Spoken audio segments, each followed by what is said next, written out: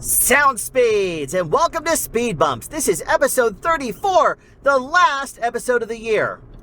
Wow, we've already gotten there.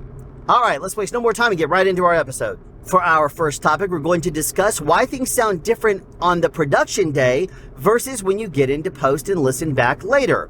Well, to break this down very easily, let's discuss what things sound like to your ears when you have nothing in.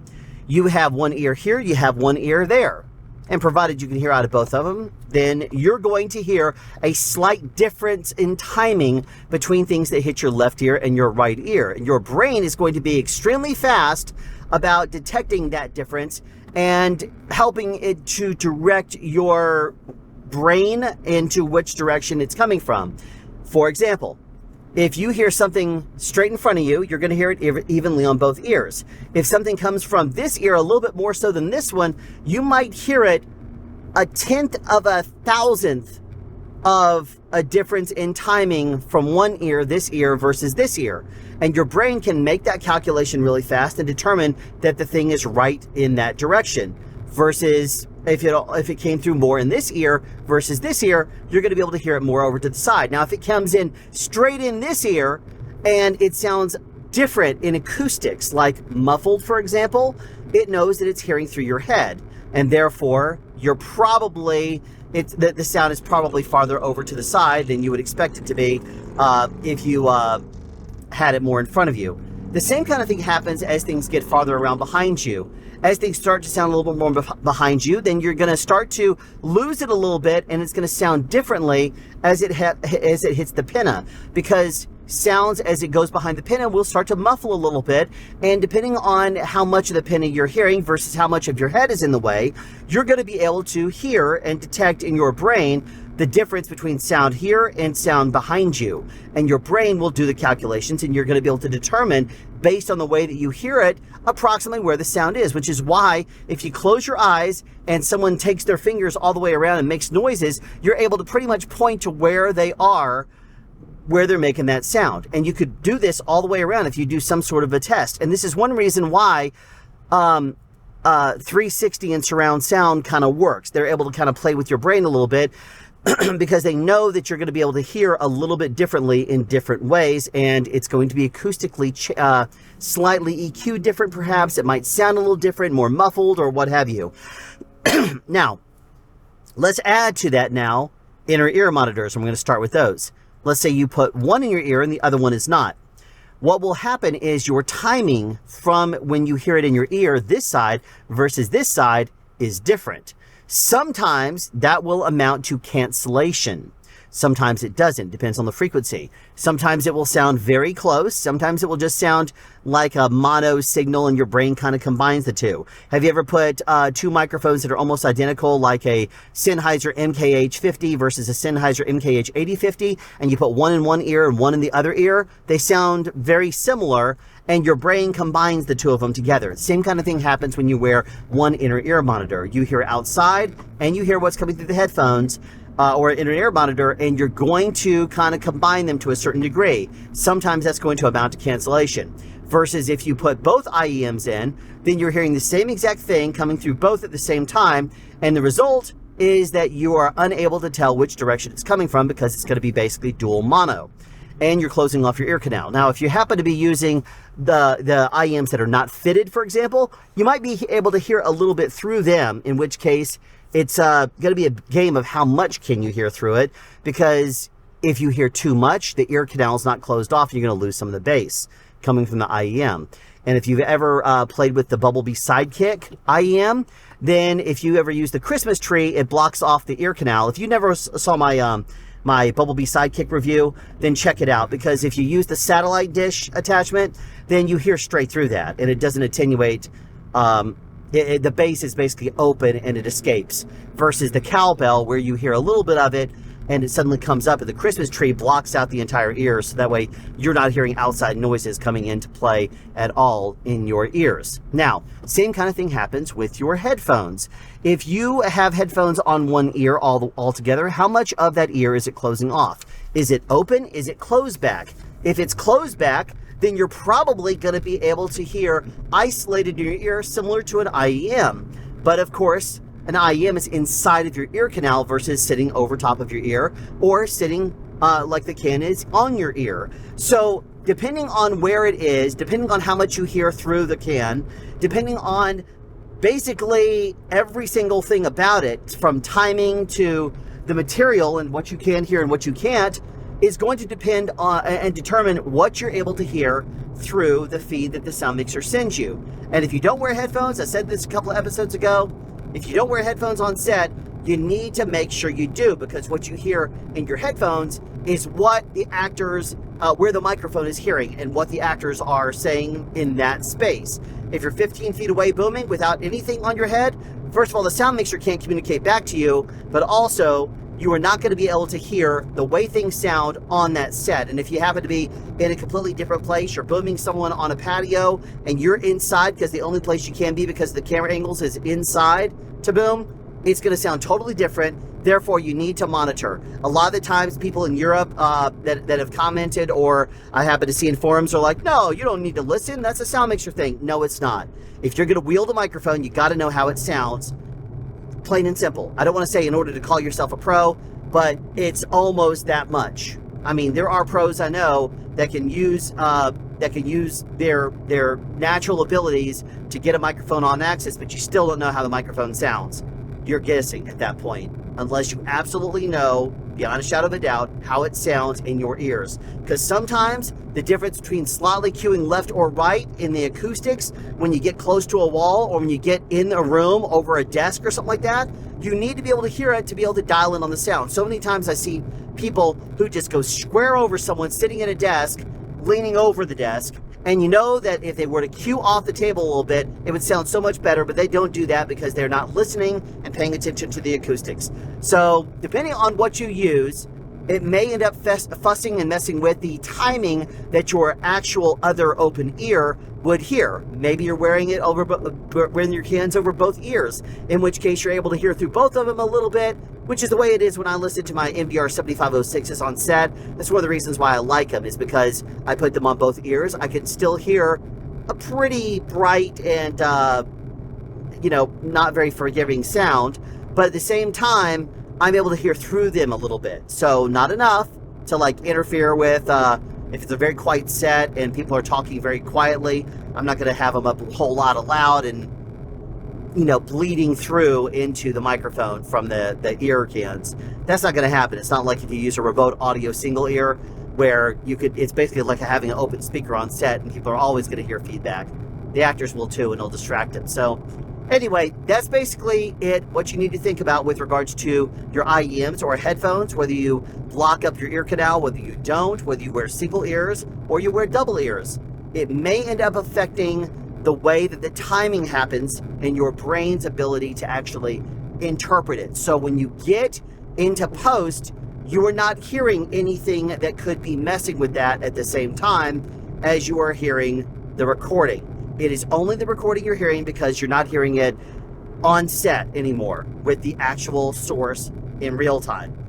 That is what messes you up, if anything. When you get into post, it's completely independent. You can listen to it however you want to at your leisure, and you're not going to have anything to compete with. But when you put your headphones on set, or IEMs on set, you're having to hear the real world sound and what you hear, and therefore it may sound different because of the timing, because of the cancellation, because overall the acoustics of everything around you. So you may pick up some frequencies better than others. You may not pick up and have any cancellation at all. It just kind of depends on the environment. But these are some things that you should definitely be thoughtful of and mindful too. We are now at the second segment of the episode, so it's time for me to discuss the future of speed bumps and what we're going to be doing going forward.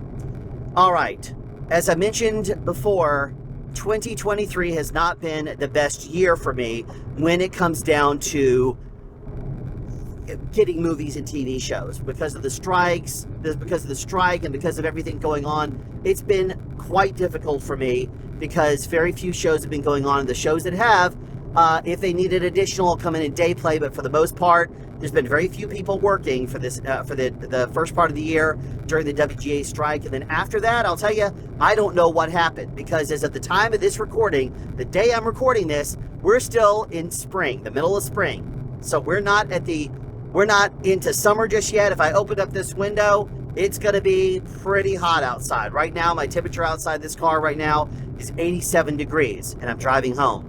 Now, what have I been doing this year? Well, because I've only, as of now, worked only about 15 days all year long, I've been concentrating on teaching at the Union Hall, which is what you've heard me say a couple of times if you've watched the Speed Bumps episodes.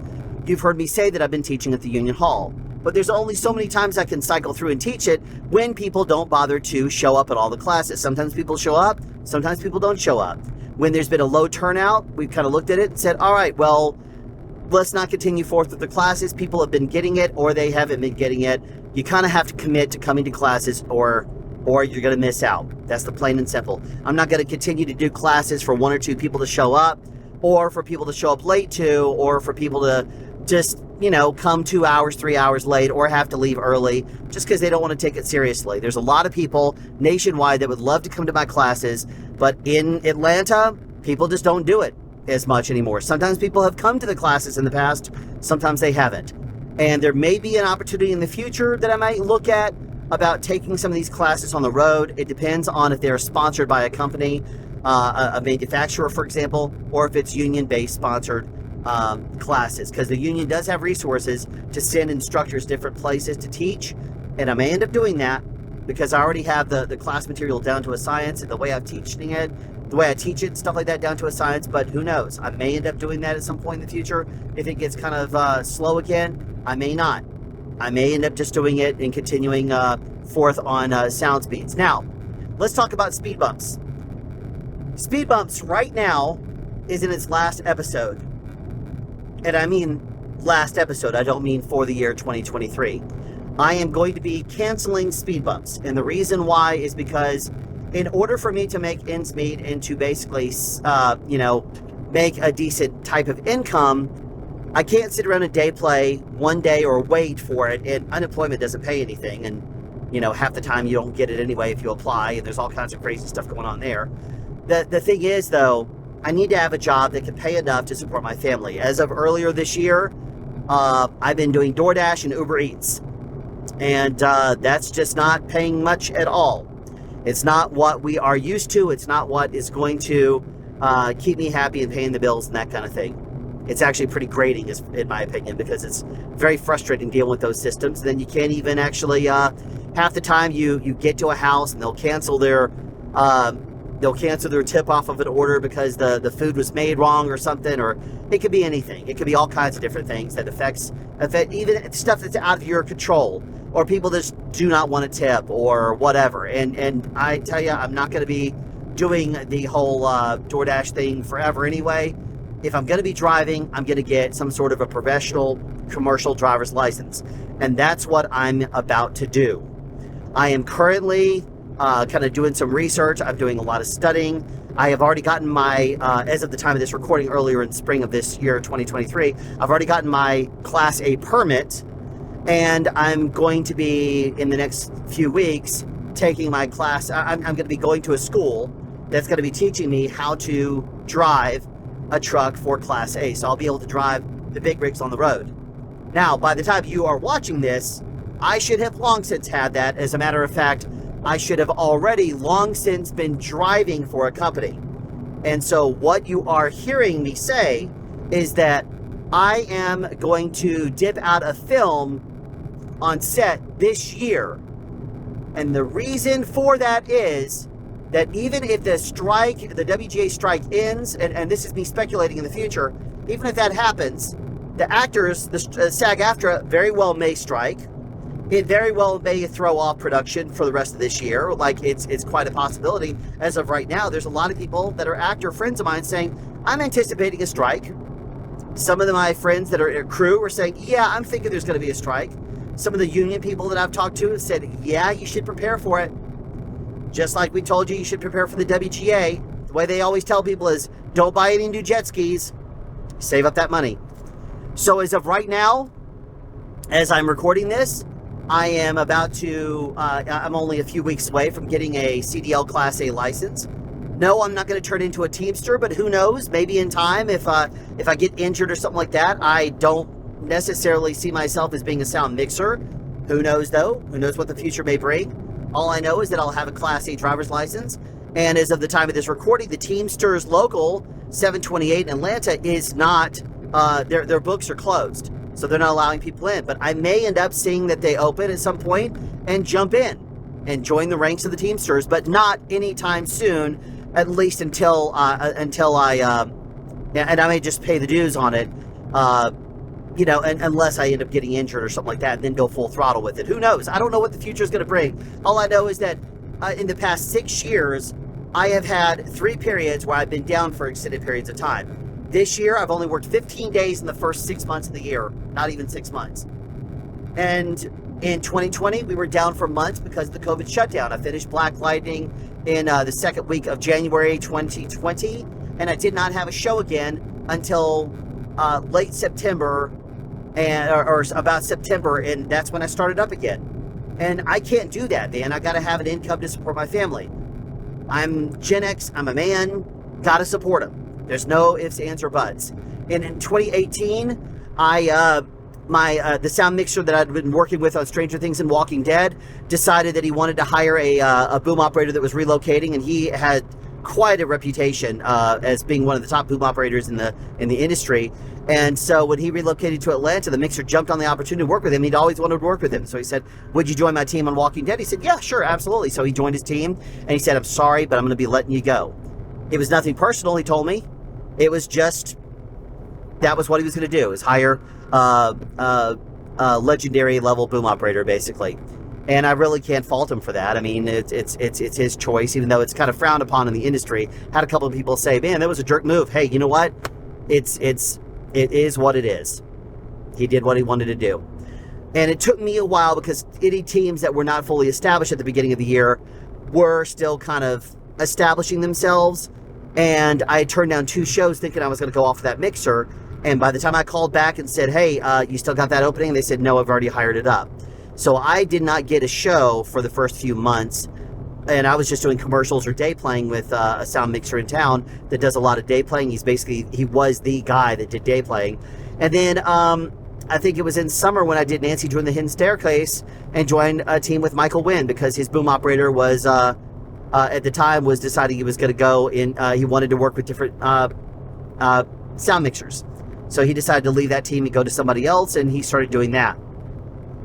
And then I went and did American Soul with Michael Wynn. Then I did P-Valley Season 1 with Michael Wynn, before Michael decided he was going to take a little bit of a breather between shows, because we've basically been working nonstop show to show to show. And he, at the time, was sometimes liking to have a little bit of gaps between shows. I don't know if he still has that mentality or not.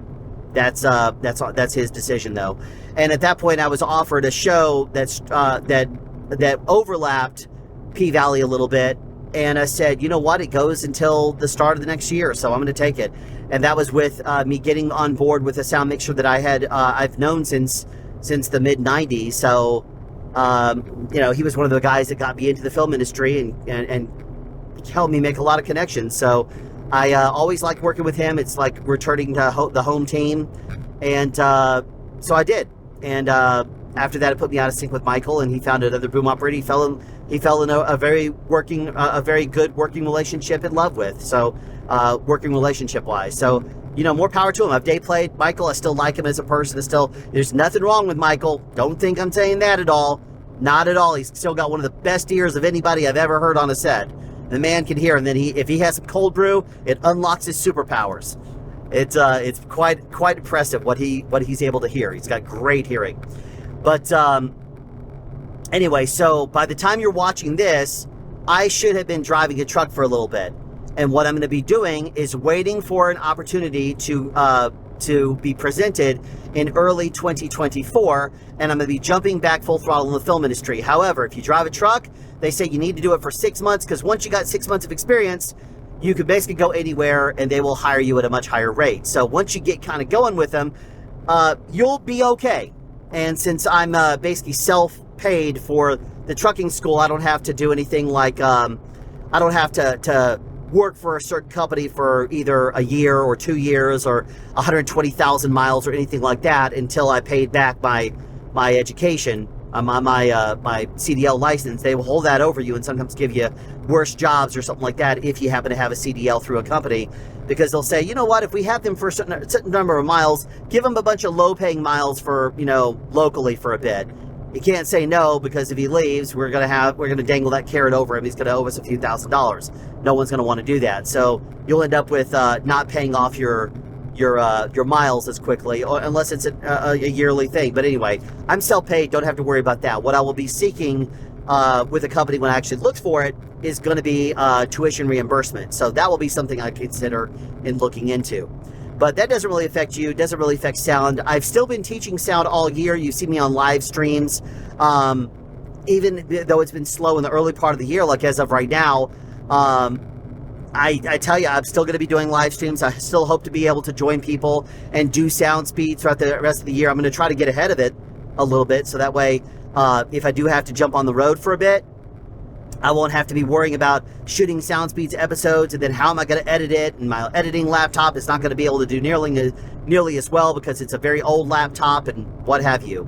I'm going to try to shoot the episodes, edit them, get it all ready as much as possible before I hit the road, and hopefully I'll be able to stay local. I'll hopefully be able to find a job where I'm able to locally drive for a bit and get that 6 months out of the way, and it will be great. I would love to have a local routine, so that way I still see my family in the evenings and on the weekends, as opposed to hitting the road where I could be on for weeks on end. Who knows? All I know is that I got to support my family, and I'm going to. So anyway, that is the reason why, and the reason why I'm basically canceling speed bumps is because if you have a Class A commercial driver's license, you can't really drive distracted on the road. Now, technically, you see me glance over every now and then. That's when there's nobody on the road. Right now, I'm wearing sunglasses, and you can't tell what I'm looking at, but I'm glued to the road, like somebody just hit their brakes in front of me.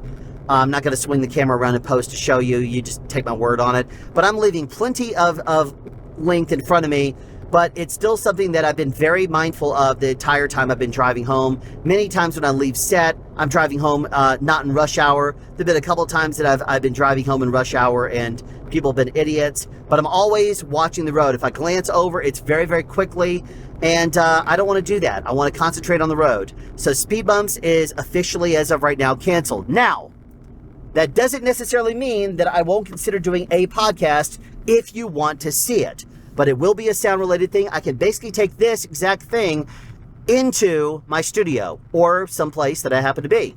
So if you would like to see the podcast format continue, then please let me know in the comments below, because I'm going to be analyzing this year's metrics. I'm going to be looking at the analytics and seeing if it's been driving people away, or if people have been watching it. If people have been watching for long view times, durations, I'm going to know that they like it.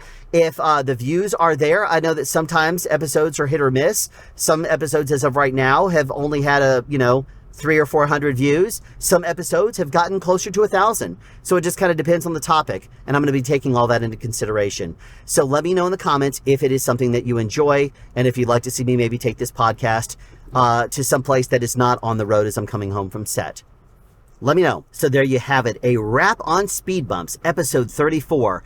Thank you for watching. If you've been watching all the way from the very beginning of episode 1, thank you. If you only watch a couple episodes here or there, thank you as well. I appreciate every single view out there, especially if you get something out of these episodes. If you've been watching just because, it's something to do and you haven't been getting anything out of it, then why did you watch? I mean, you could have been doing anything else, watching anything else. Go watch Bandrew, go watch Curtis Judd, go watch Mike Delgadio, go watch Audio Buff, go watch somebody.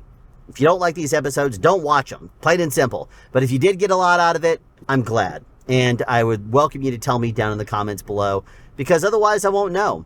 If you want to see something like this in the future, we'll have to come up with a new name, come up with a new format, something like that. Who knows what we'll end up doing in the future? I don't as of right now. I mean, geez, it's spring 2023, and we haven't even gotten to winter yet like it is now. We haven't even gotten to summer, fall, winter. It will be in the very early part of winter 2023 when this episode airs. And we're still in spring. So, as of the time I'm recording this. So, yay. That's awesome. Anyway, you take care, and I will see you at some point in the future with more sound advice.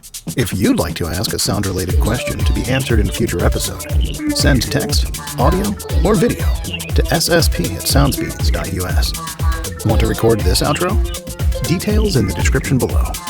Find us on social media and online at www.soundspeeds.us. Be sure to subscribe and turn on notifications for more sound-related content.